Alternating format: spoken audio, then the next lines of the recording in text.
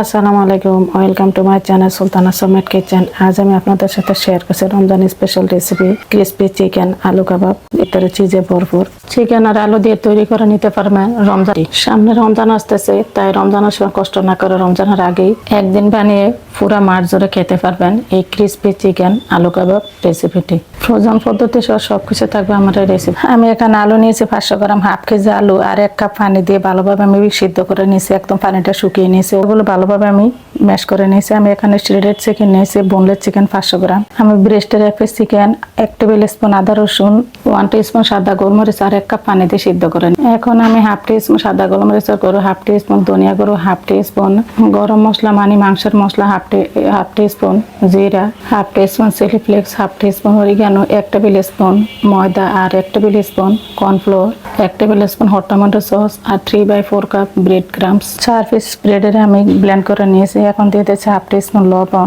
সামান্য testing salt যেটা স্বাদ দ্বিগুণ বাড়াবে। এখন দিয়ে দিচ্ছি আমি হাফ কাপ পেঁয়াজ কুচি, একদম ভালোভাবে চপ করে নিয়েছি। এখন আমি দিয়ে দিচ্ছি পরিমাণ মতো কাঁচামরিচ, পরিমাণ মতো ধনিয়া পাতা। মরিচটা আপনারা জাল বুঝে নেবেন। এখন আমি ভালোভাবে মাখিয়ে নিচ্ছি, অবশ্যই মাখিয়ে নিতে হবে। এখন আমার মাখানো হয়ে গেছে। এখন আমি কাবাব বলেন কাটলেট বলেন আমি এটা শেপ দিয়ে নিচ্ছি। আপনারা আপনাদের পরিমাণ মতো শেপ দিয়ে নেবেন, তবে বেশি বড় করতে যাবেন না। আমার কাবাবের শেপটা একটু স্টেপটা ফলো করবেন। এখন আমি 1 টেবিল স্পুন চিজ দিয়ে ভালোভাবে আমি সিল করে নিচ্ছি। এভাবে আমি সবগুলো কাবাব বানিয়ে নিচ্ছি। দেখুন কাবাবের ফিনিশিংটা। প্রতিভাবে কাবাবগুলো বানানোর শেষে আমি এখানে নর্মাল তাপমাত্রা 2টা ডিম নিয়ে অল্প কিছু লবণ আর অল্প কিছু সাদা গোলমরিচ দিয়ে আমি ভালোভাবে একটু স্পুন দিয়ে ফেটিয়ে নিচ্ছি। কাবাবগুলো ক্রিস্পি করার জন্য আমি এখানে নিয়ে নিচ্ছি ব্রেড ক্রাম্পস। এই ব্রেড এখন আমি একটা কাবাব ডিমের মিক্সারে গড়িয়ে আমি এখন ভালোভাবে কোট করে নিব ব্রেড ক্রাম্পসে। অবশ্যই হাতের সাহায্যে আস্তে আস্তে কোট করে নিতে হবে।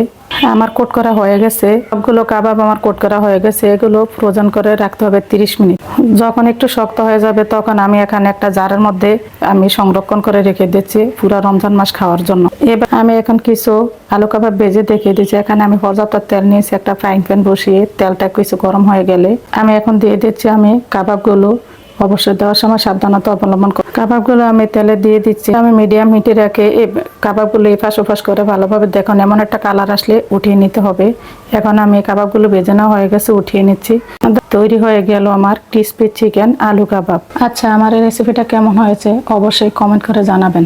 দেখুন সত্যি কি না, এখন আওয়াজটা শুনলেই বুঝতে পারবেন। মাশাআল্লাহ, আলহামদুলিল্লাহ। আমি এখন একটা কাবাব ভেঙে দেখিয়ে দিচ্ছি। দেখুন ভিতরটা কত জুসি, চিজে ভরপুর হয়েছে। আমার আর বেশি ভালো লাগলে লাইক কমেন্ট শেয়ার করে দিবেন। আর নতুন নতুন রেসিপি তো আমার চ্যানেলটা অবশ্যই সাবস্ক্রাইব করে ফলো দিয়ে সাথেই থাকবেন। আমার ফেসবুক